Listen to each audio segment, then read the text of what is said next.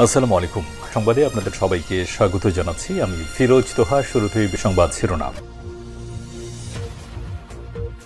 জানিয়ে দেব এই মুহূর্তে হাতে পাওয়া সর্বশেষ গুরুত্বপূর্ণ আপডেট বাংলা সংবাদ। শুরুতেই থাকছে ডিজিএফআই এর মহাপরিচালক হলেন মেজর জেনারেল মোহাম্মদ ফয়জুর রহমান।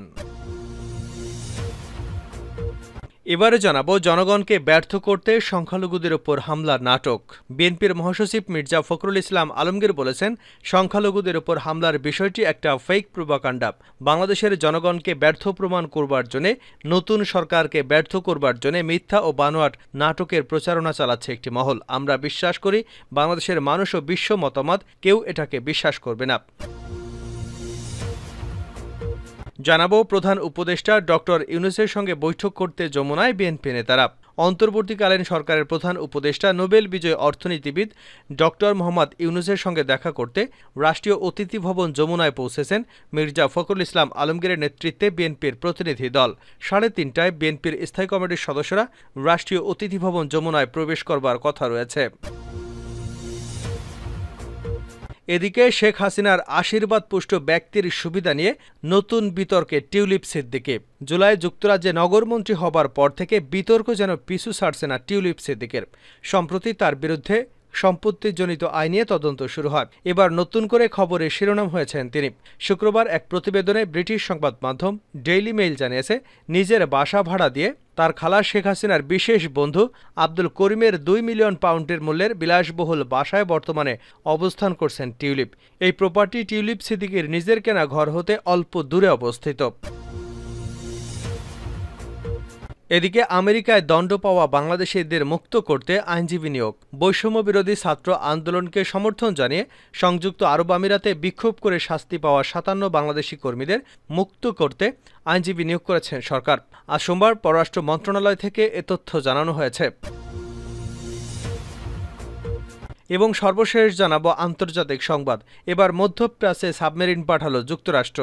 মধ্যপ্রাচ্য জুড়ে বাড়ছে যুদ্ধের দামামা। এরই মধ্যে এবার মধ্যপ্রাচ্যে গাইডেড মিসাইল সাবমেরিন পাঠালো যুক্তরাষ্ট্র। সোমবার বিবিসির এক প্রতিবেদনে এ তথ্য জানানো হয়েছে। মার্কিন প্রতিরক্ষামন্ত্রী লয়েড অস্টিন আরও বলেছেন, ইতিমধ্যে মধ্যপ্রাচ্যের দিকে বিমান পরিবহনকারী বাহক পাঠানো হয়েছে, সেটি খুব দ্রুতই সেখানে পৌঁছাবে। এতক্ষণ শিরোনাম শুনছিলেন, এবার বিস্তারিত। প্রিয় দর্শক, আপনি যদি এই চ্যানেলে নতুন হয়ে থাকেন, ভিডিওটি দেখতে দেখতে চ্যানেলটি সাবস্ক্রাইব করে আমাদের সঙ্গেই থাকুন। আর এই ভিডিও সম্পর্কে আপনি আপনার মূল্যবান মতামতটি কমেন্ট বক্সে জানিয়ে দিন। আর হ্যাঁ প্রিয় দর্শক, জানিয়ে দিন ভিডিওটি কোথা থেকে দেখছেন। ডিজিএফআই এর মহাপরিচালক হলেন মেজর জেনারেল মোহাম্মদ ফয়জুর রহমান। প্রতিরক্ষা গোয়েন্দা মহাপরিদপ্তরের ডিজিএফআই এর মহাপরিচালক হিসেবে নিয়োগ পেয়েছেন মেজর জেনারেল মোহাম্মদ ফয়জুর রহমান। তিনি মেজর জেনারেল হামিদুল হকের স্থলাভিষিক্ত হলেন।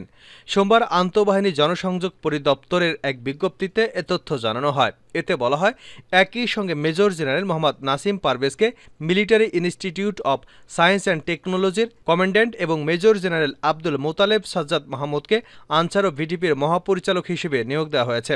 আইএসপিআর জানায়, MISTর কমান্ড্যান্ট হিসেবে নিয়োগ পেয়েছেন মেজর জেনারেল মোহাম্মদ নাসিম পারভেজ এবং আনসার ও ভিডিপির মহাপরিচালক হিসেবে নিয়োগ দেওয়া হয়েছে মেজর জেনারেল আব্দুল মোতালেব সাজ্জাদ মাহমুদকে। জনগণকে ব্যর্থ করতে সংখ্যালঘুদের উপর হামলার নাটক মির্জা ফখরুল। বিএনপির মহাসচিব মির্জা ফখরুল ইসলাম আলমগীর বলেছেন, সংখ্যালঘুদের উপর হামলার বিষয়টি একটা ফেক প্রোপাগান্ডা। বাংলাদেশের গণজাগরণকে ব্যর্থ প্রমাণ করবার জন্য, নতুন সরকারকে ব্যর্থ করবার জন্য মিথ্যা ও বানোয়াট নাটকের প্রচারণা চালাচ্ছে একটি মহল। আমার বিশ্বাস বাংলাদেশের মানুষ ও বিশ্ব মতামত কেউ এটাকে বিশ্বাস করবে না। সোমবার রাজধানীর বনানী কবরস্থানে বিএনপি চেয়ারপারসন খালেদা জিয়ার ছোট ছেলে আরাফাত রহমান কোকর 55তম জন্মবার্ষিকী উপলক্ষে শ্রদ্ধা নিবেদন শেষে একথা বলেন তিনি। মির্জা ফখরুল ইসলাম বলেন, গণ আন্দোলনে যেসব ছাত্র জনতা শহীদ হয়েছেন তাদের রুহের মাগফিরাত কামনা করি। শ্রদ্ধা জানাচ্ছি, আরাফাত রহমান কোকো রাজনীতিতে সম্পৃক্ত ছিলেন না। তিনি ছিলেন একজন ক্রীড়াপ্রেমী সংগঠক। জীবদ্দশায় ক্রিকেটকে আন্তর্জাতিক অঙ্গনে নিয়ে যাবার জন্য কাজ করেছেন। আজকের এই দিনে আমরা তার প্রতি গভীর শ্রদ্ধা জানাই।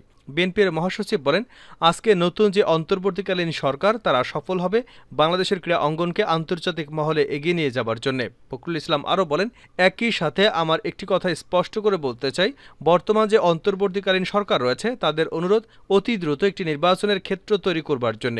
এবং সমস্ত বিপদ কাটিয়ে সত্যিকার অর্থে একটি মুক্ত বাংলাদেশ তৈরি করার, সেই সাথে যত তাড়াতাড়ি সম্ভব একটা নির্বাচনের ব্যবস্থা করবেন।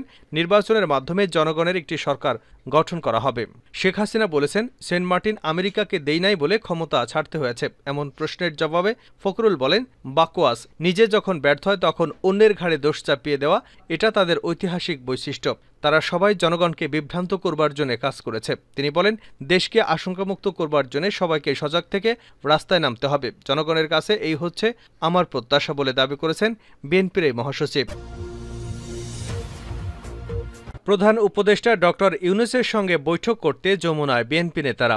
অন্তর্বর্তীকালীন সরকারের প্রধান উপদেষ্টা নোবেল বিজয়ী অর্থনীতিবিদ ডক্টর মোহাম্মদ ইউনূসের সঙ্গে দেখা করতে রাষ্ট্রীয় অতিথি ভবন যমুনায় পৌঁছেছেন মির্জা ফখরুল ইসলাম আলমগীরের নেতৃত্বে বিএনপির প্রতিনিধি দল। 3:30টায় বিএনপির স্থায়ী কমিটির সদস্যরা রাষ্ট্রীয় অতিথি ভবন যমুনায় প্রবেশ করেছেন। জানা গেছে, বিকাল 4টায় প্রধান উপদেষ্টার বাসভবনে এ বৈঠক অনুষ্ঠিত হবে। এ বৈঠকে যোগ দিতে দেখা গেছে স্থায়ী কমিটির সদস্য মির্জা আব্বাস, আব্দুল মঈন খান, বেগম সেলিমা রহমান, সালাউদ্দিন আহমেদ, ডক্টর খন্দকার মোশাররফ হোসেন, ব্যারিস্টার জমিরুদ্দিন সরকার, নজরুল ইসলাম খান, আমির খসরু মাহমুদ চৌধুরীকে। ছাত্র জনতার তীব্র গণ আন্দোলনের মুখে গত সোমবার প্রধানমন্ত্রীর পদ থেকে পদত্যাগ করে ভারতে পালিয়ে যান শেখ হাসিনা। ওই দিন অন্তর্বর্তীকালীন সরকারের মাধ্যমে দেশ পরিচালনার কথা জানান সেনাপ্রধান ওয়াকারুজ্জামান। গত বৃহস্পতিবার অন্তর্বর্তীকালীন সরকারের প্রধান হিসেবে রাতে শপথ নিয়েছেন ডক্টর মোহাম্মদ ইউনূস। শপথ নেবার পর বিএনপির সঙ্গে ডক্টর ইউনূসের এটি প্রথম সাক্ষাৎ হতে যাচ্ছে।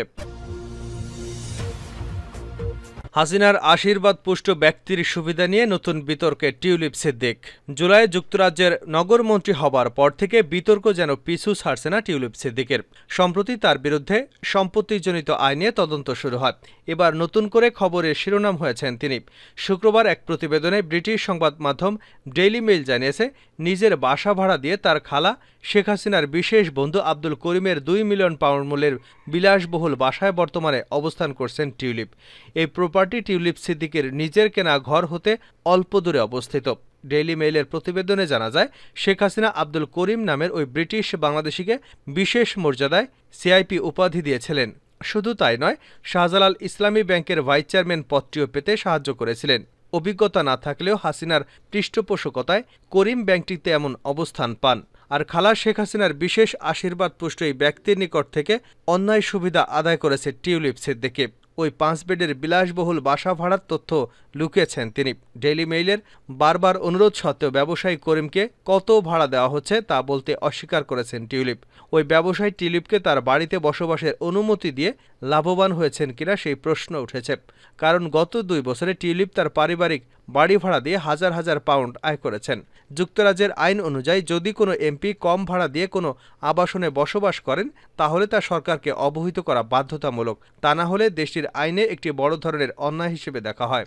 রিফর্ম দলের চেয়ারম্যান নাইজেল ফারাজ লেবার সরকারের মন্ত্রী টিউলিপ সিদ্দিকের এই কার্যক্রমকে সন্দেহের চোখে দেখছেন।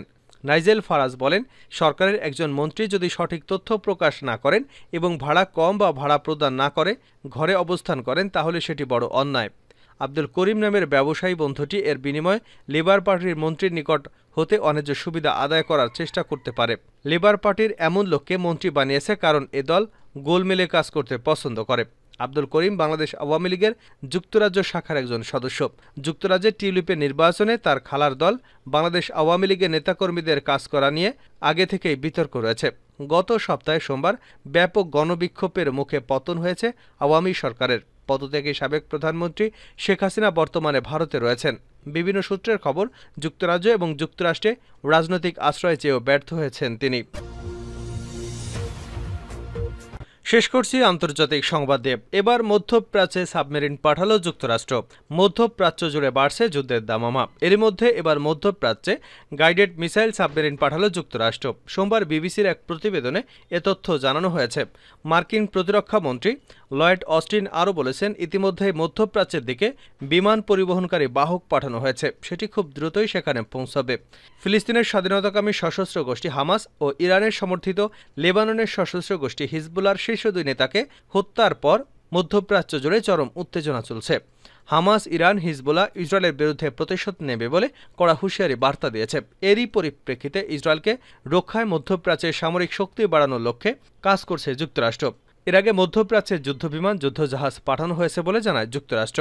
সোমবার এক বিবৃতিতে পেন্টাগন বলেছে, লয়েড অস্টিন মধ্যপ্রাচ্যের USS Georgia guided missile submarine পাঠিয়েছে। সেই সঙ্গে USS Abraham Lincoln career strike group পাঠানোর নির্দেশনা দেওয়া হয়েছে। তবে এটা স্পষ্ট নয় ইরান ইসরায়েল হামলা নিয়ে সর্বশেষ কী পরিকল্পনা করেছে।